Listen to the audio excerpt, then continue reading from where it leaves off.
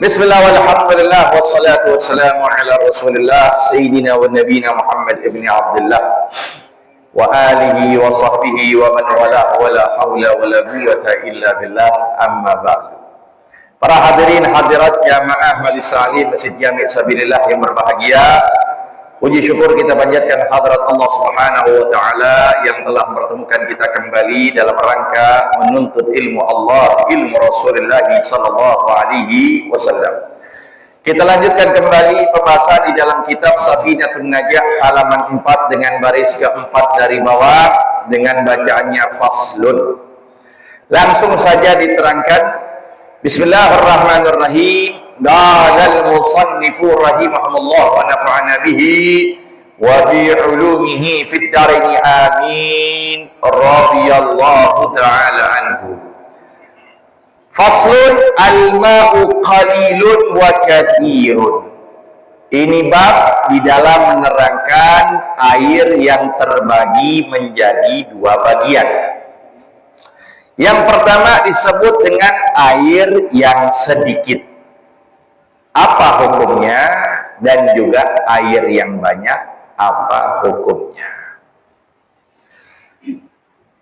Maka al-ma'u qalil, air yang sedikit, juga masuk dalam kategori air yang sedikit itu adalah air yang tergenang, yang diem, enggak ngalir. Apa contohnya Pak? Air yang diem, yang nggak ngalir apa?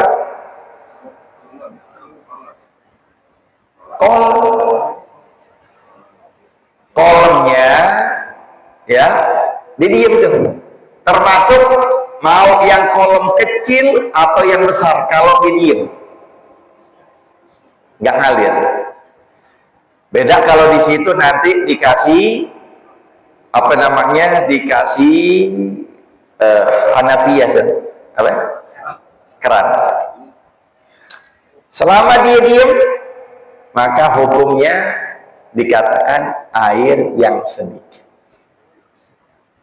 Termasuk di situ kolam renang. Kolam renang diem nggak air? Diem. Cuma diisi doang. Ya kan? Udah banyak diem lagi udah. Termasuk dari kalimat air yang sedikit, segala benda-benda cair. Apa contohnya benda cair? Madu, ya, minyak goreng. Ya, itu dikatakan air sedikit, dihukumkan seperti air yang sedikit. Jadi kayak sekarang misalnya di sini begitu banyak misalnya minyak, itu hukumnya seperti air sedikit. Nah, beda dengan air yang banyak. Namanya ma'ul qalil dalam masalah fikih. Kalau air yang banyak ma'ul katsir, air yang banyak. Apa hukumnya? Apa dobitnya? Batasannya? Al-qalil madun al-qulatin. Qalil itu yang kurang dari 2 kula. Kurang dari 2 kula itu disebut dengan air yang sedikit. Kita nggak bisa paham ini 2 kula, ya. Yang kita paham liter, ya kan? Nah, kurang lebih liter itu 217. Kalau di rumah kita ada bak ukurannya 217, di bawah itu disebut airnya sedikit. Di atas itu dibilang airnya banyak. Sekarang kolam kamar mandi kebanyakan berapa liter? 50, 100. Hah? Iya, kecil-kecil. Toren aja paling kecil berapa? 250. Iya kan? Ada yang 100, ada 250 kali ya. Tuh kalau toren lihat tuh, toren 250 itu baru dikatakan tuh dikatakan airnya banyak. Tapi kalau di kolom yang airnya sedikit, itu 217 ke bawah. Makanya hebat orang-orang dulu ya, bikin kolomnya gede-gede, tanahnya masih banyak soalnya. Bikin deh tuh, gede kolom, bisa nyempong kita. Tuh, itu di atas 217. Maka dihukumkan airnya banyak. Apa pemahaman di antara kalau sudah kita tahu ukuran tersebut? Air yang sedikit di bawah 217. Termasuk segala benda-benda cair. Madu, minyak, dan yang lainnya benda cair. Nah, itu hukumnya juga kalau ada di satu kolam.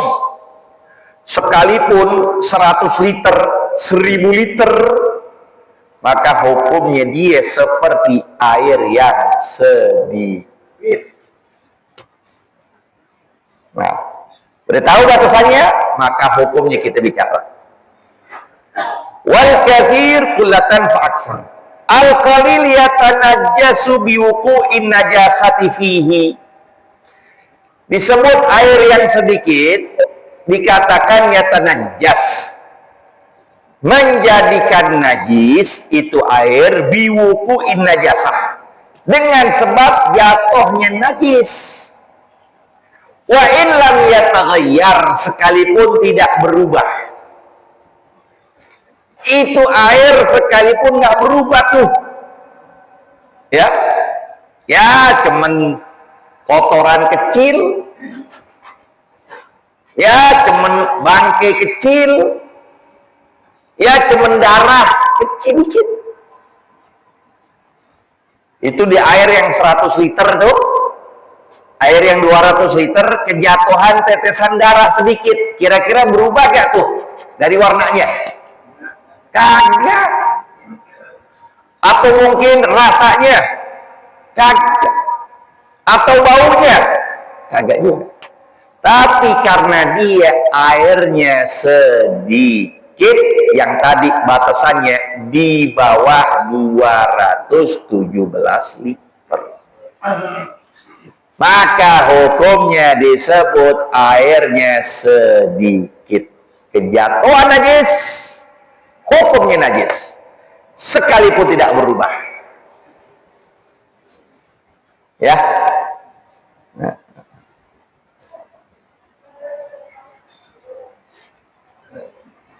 Kadang ada kolam. Jadi ya, ada kolam kecil, paling cuma 200, kita pakai keran, tuh kolam kita pakai, hukumnya sedikit. Lihat kolamnya, asalnya tuh keran kan dari kolam, kita hukumkan kolam, bukan kerannya. Misalnya kolamnya 200 liter, kita pakai ini tuh keran, kita wudhu di keran itu, hukumnya sama, airnya sedikit, karena hitungannya kolam, bukan air yang ngalir dari keran. Jadi kalau kolam itu kejatuhan najis, sekalipun tidak berubah, maka dihukumkan airnya dalam masalah fikih mutanajis, kejatuhan. Berarti tidak sah untuk kita bersuci. Begitu pula tadi itu, yang dimana di telaga tersebut lebih dari 1000 liter misalnya, apa? Madu, kejatuhan najis sedikit, maka hukumnya seperti air yang kecil, air yang sedikit. Dengan jatuh najis, hukumnya mutanajis. Artinya bisa jadi nggak sah dalam jual beli, karena hukumnya jual beli di antara syaratnya kaunuhu tahiran, harus suci. Jelas apa nggak jelas? Ya. Kemudian, nah, air yang banyak, gimana hukumnya? Katsir, ma'ul katsir. La yatanajjas. Dia tidak akan kejatuhan najis. Illa idza taghayyar ta'muhu. Melainkan kalau berubah rasanya. Oh, kita rasain. Beda ini. Apalagi? Au launuhu, atau warnanya. Oh, warnanya sudah berubah. Agak keruh. Yang asalnya jernih. Aurihu, atau baunya. Itu. Apakah harus berkumpul tiga-tiga sifat? Tidak. Satu aja cukup. Oh, warnanya udah berubah nih, nggak jernih. Mutanajis berarti. Terus gimana caranya? Untuk kita bisa memanfaatkan air tersebut dalam bersuci. Ya kan? Sayang dong dibuang. Gimana caranya? Dengan kita pertama mukafaroh, perbanyakin lagi. Itu kolom emang 20 memang, iya kan? Tapi belum penuh. Udah penuhin aja. Udah sampai penuh. Nah, hilang tuh rasanya, baunya, ini suci. Boleh kita pakai. Atau kita apa? Serokin, buangin sampai dia itu tetap posisinya tetap 20. Pas kita buang-buangin, apa? Baunya hilang. Boleh kita bersuci. Atau kita diemin. Misal kita nih pagi mau jalan-jalan sama keluarga. Mau nginep di mana? Di Bandung. Pas lagi kita buka kamar mandi kita, ada bangkai tikus. Iya kan? Mati lagi di dalam. Nggak keburu, nggak sempet kita bersihin. Gimana? Buang tuh bangkai. Buang dulu. Iya kan? Itu air udah kejatuhan najis, sudah kejatuhan bangkai, ya kan? Dia mungkin keruh, mungkin bau, tapi nggak ada waktu, kita nggak ada sempet keluar, kita bersih, udah kita buang, kita langsung jalan sampai berapa? 3 hari, seminggu, kita balik. Pas kita buka tuh kamar mandi, itu pohon kita lihat, kok nggak ada baunya, ya? Kok warnanya biasa lagi, rasa juga nggak ada. Misal begitu. Kalau itu modelnya 20 dan diam seperti itu, tidak ada perubahan, hukumnya kembali suci. Paham ya? Hukum kembali suci. Nah, ini berkaitan dengan air. Baiklah, masuk kita ke dalam hal-hal yang mewajibkan mandi. Faslun mujibatul ghusli sittatun. Kalau sudah airnya kita udah tahu itu bersuci, ada beberapa hal yang mewajibkan kita untuk menggunakan itu. Di antaranya wudu untuk sholat untuk sholat 5 waktu.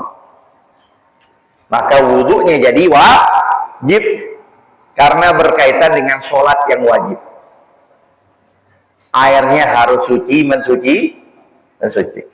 Ini emang paling subhanallah ribet dalam mazhab Syafi'i. Ribet dalam mazhab. Kalau mazhab Malik nggak ada itu. Pokoknya mazhab Malik lihat airnya disuci, pakai langsung. Sehingga Imamul Haddad beliau katakan, laula sul adab asalaf lagalatul Malik filmiyah. Kalau anda nggak kurang ajar kepada salaf, ana atau pendahulu ana, maka aku akan meniru Imam Malik di dalam air. Oh, kita kan pembagiannya banyak. Ada namanya ma'un tohir, ma'un tohur, mutatohir, ma'un mustakmal, ma'un mutanajis, ya kan? Ma'un qalil, ma'un Kathir. Oh, kita lihat di air, kelihatannya jernih, bersih, pakai. Mustamal, pegang mustamal. Tapi nggak boleh kita asal ngiplak. Kita harus bermadhab. Boleh gak? Ijtihadnya boleh, tapi siapa orangnya? Yang muta'ahil, yang siap untuk berijtihad dengan Quran dan Sunnah. Ujung-ujungnya kembali kepada 4 madhab. Itu kan? Kalau nggak di Ahnaf, kalau nggak di Maliki, kalau nggak di Syafi'i, kalau nggak di Hamba. Udah. Nah, kita dalam mazhab Syafi'i. Nah, ini kan mazhab Syafi'i cuma itu doang, tapi selebihnya banyak yang gampang. Kalau mazhab lain begitu juga, ada satu masalah yang gampang, masalah yang sulit. Yang gampang di kita, yang sulit di sono. Yang sulit di kita, yang gampang di sono. Yang terpenting jangan dikit nyiplak, dikit ngambil keenakan kita, itu nggak boleh. Ya kan? Itu namanya talfid. Talfid dalam masalah agama haram hukumnya. Mengambil ini, ngambil ini. Untuk hawa nafsu saja. Ya. Nah, mujibatul ghusli itu ada 6 perkara. Ya, artinya apa? Kalau kita nggak mandi, jadi dosa. Masya Allah. Lihat tuh, agama kita doang yang punya hukum mandi jadi wajib. Mandi jadi wajib. Padahal kan mandi itu adat, kebiasaan orang. Boleh-boleh aja dia mandi, boleh nggak mandi. Tapi dengan sebab ini perkara, jadi wajib hukumnya. Ya? Yang pertama, ilajul hasyafa fil farji. Masuknya kemaluan di dalam kemaluan. Sekedar masuk aja sudah wajib mandi. Nah itu. Ya. Sekedar masuk sudah wajib mandi. Yang kedua, khurujul mani. Keluarnya mani. Jadi cairan dalam manusia itu ada 4. 1 yang suci, 3 yang najis. Paham Pak? Ya. Oh, jadi cairan manusia ada 3. 1-nya suci, 3-nya najis. Najis yang pertama al-bul, air seni kita, kencing kita najis.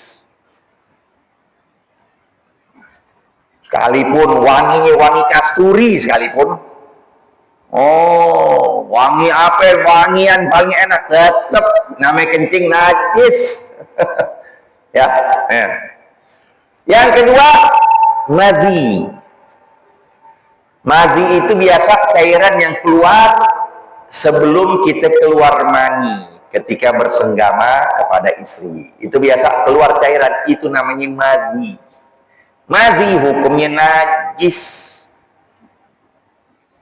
Ya. Nah, yang ketiga wadi. Wadi itu nggak semuanya orang, tertentu saja. Ketika ngangkat barang atau ketika dia banyak mikir, pengen susah, sulit, stres, nah itu keluar tuh cairan. Angkat barang-barang berat, keluar tuh cairan. Itu namanya wadi. 3 macam ini hukumnya najis. Yang keempat, mani. Hukumnya suci. Kalau nggak suci, kita nggak suci jadinya. Ya. Nah ini hukumnya suci. Tapi wajib mandi. Dia suci jadi wajib mandi. Ya. Nah, ntar kita bahas loh, dikit lagi. Wal haidu wan nifasu wal wiladah. Ini khusus buat siapa? Buat ibu-ibu. Tuh, haid, nifas, wiladah. Haid kalau dia di waktu yang mana usianya perempuan ini, anak ini 9 tahun. Tapi hitungannya bukan 9 tahun miladiah, bukan masehi, tapi hijriyah. 9 tahun kurang 16 hari. Misal anak kita, cucu kita ngadu, "Kong, nih saya keluar darah." Tanya, usianya berapa memang? 9 tahun, diliatin, dihijriyahin. Nah, kurang tadi, kurang berapa? Kurang 17 hari. Jadi 9 tahun kurang, berarti darahnya itu bukan darah haid. Keluar tuh darah ada, tapi darahnya bukan darah haid, darah fasad, penyakit. Ada, bagi perempuan juga begitu. Tapi kalau keluar darahnya 9 tahun kurang 16 hari ke atas, 16 hari, 15, 14, 13, 10, 7. Nah, keluar darah, itulah waktunya darah haid. Ya. Setelah berhenti, wajiblah untuk dia mandi. Terus kalau berhentinya sebelum subuh, waktunya terbatas antara sahur, puasa Ramadan, antara sahur dan mandi. Kalau aneh sahur, nggak mungkin mandi sebelum subuh. Kalau aneh mandi, nggak bakal aneh sahur. Maka dahulukan sahurnya dulu. Ya, sahur dulu didahulukan, nanti selepas subuh boleh dia mandi. Dengan catatan jangan ada yang masuk ke dalam airnya itu, air ke dalam rongga bagian dalam tubuhnya. Ini itu. Tapi kalau dia memang aneh khawatir dan aneh bisa insya Allah nggak pakai sahur, ya udah mandi sebelum subuh. Nah, sekalipun afdalnya sahur dulu, ya. Wan nifas wal wiladah, satu kesatuan, tapi jarang orang dapetin. Apa jarangnya begini? Dia setelah lahir nggak keluar darah. Setelah lahir ya, setelah bersalin, dibersihin, itu nggak ada darah, itu jarang. Biasanya akibal wiladah, selepas lahir itu, pas dia napas, keluar darah. Doa perempuan. Tapi ada sebagian perempuan begitu. Setelah lahir dibersih-bersihin gak ada keluar darah dan segar dia, bisa bangun, bisa ke kamar mandi bahkan. Nah, kalau sudah kamar mandi dan memang tidak keluar darah, mandi apa? Wiladah dulu. Wah, mandi untuk lahiran. Itu tadi kan brojol udah. Sekarang mandi dulu. Ya, mandi, hadas besar, ngangkat, gitu. Terus kalau memang enggak, ya udah, nanti setelah nifas berhenti niat mengangkat hadas besar untuk wiladah dan untuk nifas. Ya, jadi pas lagi mandinya itu niatin nawaitu tohara atau nawaitu rafal hadathil akbar lil wiladah wan nifas. Aku mengangkat hadas besar untuk lahiran dan nifas. Dua. Kalau enggak satu-satu. Nah, dan yang terakhir wal maut, kematian. Yang mandiin bukan dia. Ya, yang mandiin siapa? Orang lain. Ya, yang mandiin orang lain. Dan juga jangan depan orang, hadap-hadapnya. Di dalam rumah. Lagat karramna bani Adam hayyan wa maitan. Kami muliakan manusia hidup atau dalam keadaan mati. Masuk di dalam, di kamar mandi atau ditutup. Yang mandiin doang yang lihat. Juga bagian tertentu si yang mandiin nggak boleh lihat kan. Harus menjamin mata. Bagian kelaminnya nggak boleh dilihat. Ya kan? Nah itu. Kalaupun dia mandiin, sunnahnya pakai wudhu dulu. Kalau memang diantaranya ketika lagi apa? ketika dia menyentuh, dia batal nanti wudhu lagi. Tapi kalau si mamsus yang disentuh, dia nggak batal lagi. Iya, dia nggak batal lagi. Dan yang terakhir, faslun furudul ghusli itsnan. Fardul mandi itu ada dua perkara. Niat wa ta'mimul badan bil ma'. Pertama niat, apa niatnya? Nawaitul ghuslal akbar, atau nawaitul ghuslal wajib, atau nawaitu rafal hadathil akbar. Nggak boleh aku niat mandi, nggak boleh itu.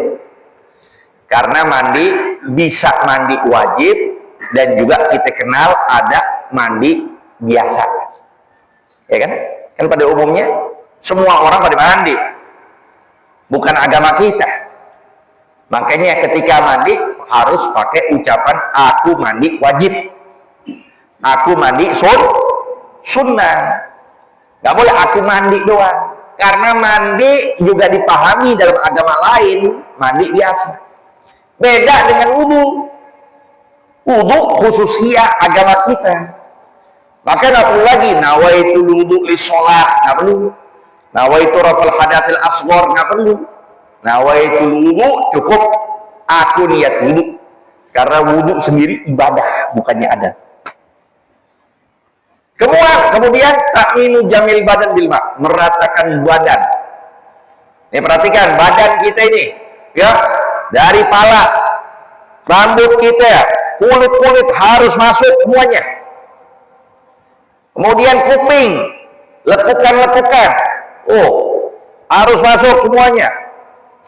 Hidung, masukin ke dalam. Mulut, ya, kita apa? Kubur-kubur, masuk harus. Nggak boleh nggak masuk.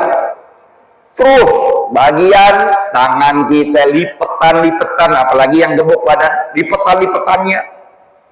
Terus, bagian pusar, yang kalau pusarnya bolong, harus masuk itu. Nggak boleh nggak masuk, wajib masuk. Kalau nggak, berjanabah kita. Tiap hari kita datang duduk di mana tepat dengan jenabah kita. Sholat kita nggak sah, wudu kita nggak sah, jenabah kita masih ada. Bagian kuku dalam-dalam masukin, ya. Bagian bawah, maaf, selangkangan semua juga harus kena. Bagian dubur kita, bagian kemaluan depan kita, bagian kaki, sela-sela, wajib disela-selain. Nah, itu semua wajib diratakan dengan air. Bagaimana caranya? Nah, terakhir nih caranya, yang jarang kita ketahui dan jarang kita lakuin dalam bermandi wajib. Ini caranya, ya. Ini jangan ada yang tidur dulu ya. Nanti tidur lagi, nanti lanjut. Dengerin. Pertama, ketika kita punya hadas besar, kan tadi udah bahas kita, sebab yang mewajibkan mandi besar, ya kan? Pertama, kita bersihin dulu kemaluan dengan tangan kiri kita. Bersihin kemaluan bagian depan, bagian belakang. Pakai sabun, bersih semuanya. Lalu di situ ketika kita bersihin sambil kita niat. Apa niatnya? Aku niat mengangkat dua tempat ini, ya, dari hadas besar. Nawaitu raf'al hadas akbar an hadainil mahallain. Aku niat mengangkat hadas besar dari dua tempat ini. Udah paham tidak? Udah paham ya, Bu ya? Udah kelar itu niat. Kan udah niat tuh. Nah, habis selesai itu kita wudu. Wudu dulu sebelum mandi. Ini kebanyakan mandi dulu baru. Sekarang ngaji soalnya pakai guru, ya, ngaji pakai, nggak lihat Google, nggak lihat YouTube, ngajinya langsung berhadapan sama guru. Gurunya belajar sama gurunya nyambung terus. Udah kelar? Wudhu kita. Nah, wudhu. Tangan kita sunnah wudhu datengin. Kumur-kumur. Masukin air ke dalam hidung. Nah, ketika di muka, kita niat nawaitu raf'al hadatsil asghar. Niat mengangkat hadas kecil. Niat mengangkat hadas kecil. Udah selesai kita wudhu sempurna sampai kaki. Paham ya? Udah sempurna sampai kaki wudhu biasa. Nah, ya kan? Wudhu, muka, tangan, semua sampai kaki. Kaki bersih. Udah selesai begitu, baru tahapan ketiga kita mandi. Ketika air kita pakai gayung kah atau pakai shower di atas, disitulah kita niat bagian paling atas itu yang paling sempurna, nawaitu raf'al hadatsil akbar atau nawaitul guslal wajib. Aku niat mengangkat hadas besar atau aku niat mandi yang wajib. Udah selepas itu, nah, jangan mendatangkan hal yang membatalkan wudhu. Kan kita udah wudhu soalnya. Jadi setelah pas ketika mandi, ini pala kita bersihin. Setelah pala udah kita niat bagian depan sebelah kanan 3 kali. Nih, 1 mau pakai gayung, 2, 3, atau bagian belakang. Udah selesai 2, 3 bagian belakang kanan 3 kali. Kemudian bagian kiri. Nah, gayungin kita atau pakai shower bagian kiri, bagian depan 3 kali. Bagian belakang 3 kali bilasan. Udah kelar itu baru ratain anggota tubuh kita dengan catatan tidak mendatangkan hal yang membatalkan wudhu. Seperti kita sentuh kemaluan, seperti kita buang angin, seperti kita pipis, ya. Selama itu terus kita datengin, udah berarti kita sudah menyempurnakan dalam bersuci, baik itu mengangkat hadas kecil yang pertama, yang kedua mengangkat hadas besar.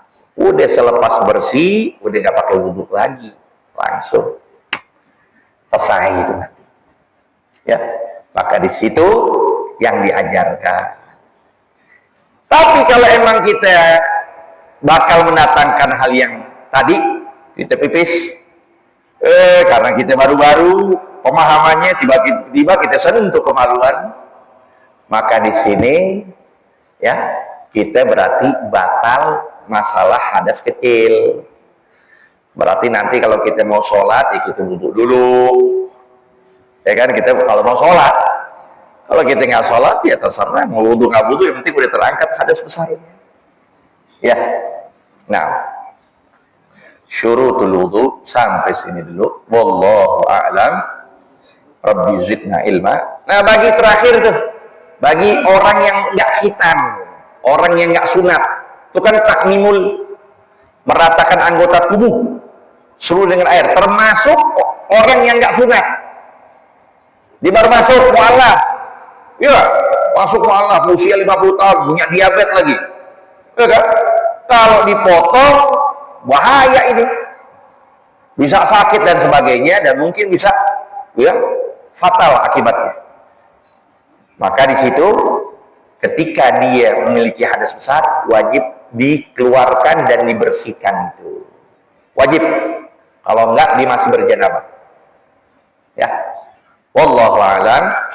Rabbi zidna ilma warzuqna fahma bisirril Fatihah.